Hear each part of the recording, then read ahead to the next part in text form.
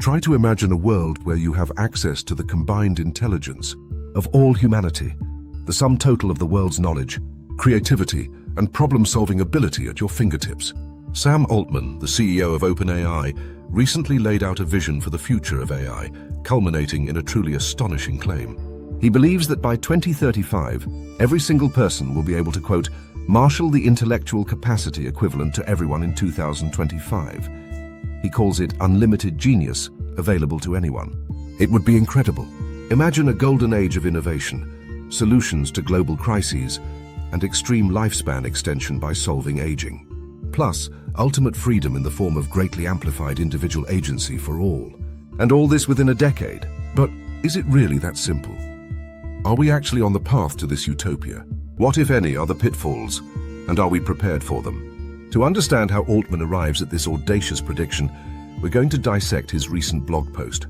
We'll examine his core arguments about the economics of AI and the potential societal impact. Then, we'll tackle his unbelievable final statement. This is about more than just technology. This is about the future of everything. Altman begins by reiterating OpenAI's core mission.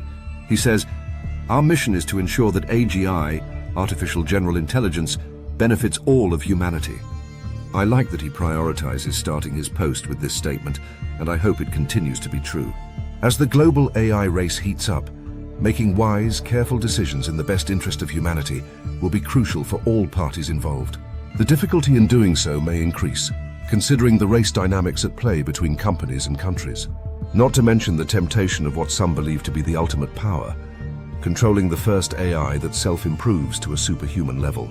A few paragraphs later, Sam says, "The economic growth in front of us looks astonishing, and we can now imagine a world where we cure all diseases, have much more time to enjoy with our families, and can fully realize our creative potential. Personally, an artificial mind capable of curing all diseases goes way beyond my definition of a tool. Additionally, I expect that as AI approaches and passes the human level, models will function more like agents and less like tools, as being able to plan and make their own decisions will greatly increase their effectiveness." Also, the scaffolding of human progress is an interesting phrase to use. Sam describes it as ever taller. However, AGI fully surpassing human ability would be by definition the last layer of human progress. Any future progress would be driven by machines.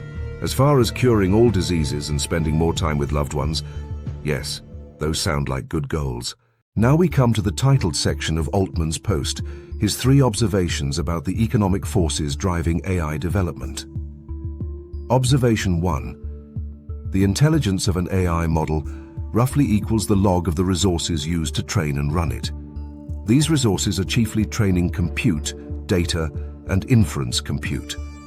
It appears that you can spend arbitrary amounts of money and get continuous and predictable gains. The scaling laws that predict this are accurate over many orders of magnitude. This is a well-known phenomena. OpenAI's research paper from all the way back in January 2020 describes this well. The important update from Sam is that these patterns have continued to hold. More compute, data, and parameters in tandem reliably result in more intelligence. This clear path to smarter and smarter models is wild, considering top models are rapidly approaching top-level human intellect. Observation 2. The cost to use a given level of AI falls about 10x every 12 months, and lower prices lead to much more use. You can see this in the token cost from GPT-4 in early 2023 to GPT-4o in mid-2024, where the price per token dropped about 150x in that time period. Moore's law changed the world at 2x every 18 months. This is unbelievably stronger. I'm less convinced of this observation than the first one, although I think the sentiment is true. I just don't know if the 10x per year number will continue to hold. I think that the development of early LLMs, like GPT-3, was heavily focused on just proving that general intelligence could emerge from such a machine. Only recently has more focus switched to improving the cost efficiency of inference for economic feasibility. I think there was a lot of low-hanging fruit that was plucked in the last 2 years. Nevertheless, the cost of intelligence is clearly dropping quickly, and it will have big impacts upon society. Observation 3. The socio-economic value of linearly increasing intelligence is super exponential in nature. A consequence of this is that we see no reason for exponentially increasing investment to stop in the near future. This observation feels like a pitch towards investors for OpenAI. With that said, it doesn't make the statement untrue. While we haven't seen huge economic impact from AI yet, that doesn't mean it isn't coming. If the socio-economic value function is truly super exponential, then one could imagine AI going from near zero to eating the entire economy in a handful of years. I'm curious if Sam has data, or at least a thought experiment to back this point up. Without data, it cannot be an observation, only a prediction.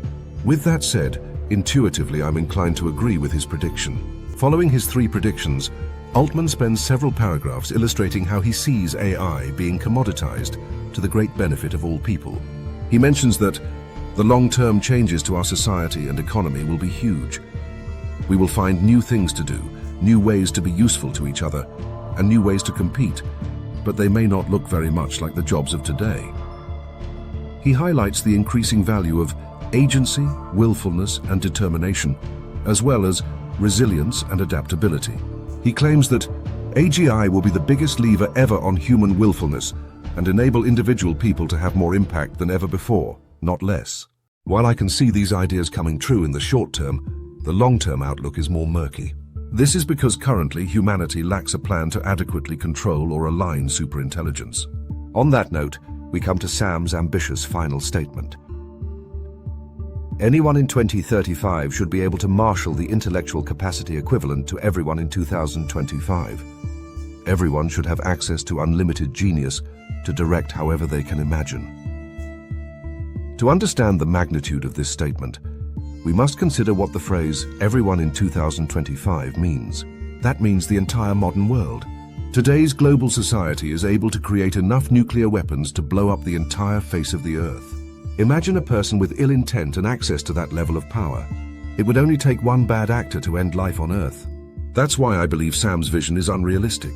It seems that such an AI would have to be extremely censored and regulated to have any chance of preventing global catastrophe. And at that point, can we really say that individuals are being given freedom to, quote, direct however they can imagine? Meanwhile, the company or government who created the superintelligence would have the power to control the full-strength AI in whatever way they choose. Sam says in this same post that the other likely path we can see is AI being used by authoritarian governments to control their population through mass surveillance and loss of autonomy. While such dire outcomes from AI are hard to imagine today, the risks, in addition to the benefits, should be taken seriously. The trajectory of AI remains uncertain, with both extraordinary promise and profound risk on the horizon. What we do know is that its influence on humanity will be significant, and navigating this future responsibly requires not only innovation, but also widespread public understanding. Thoughtful discourse and transparency may be crucial in reaching a positive future.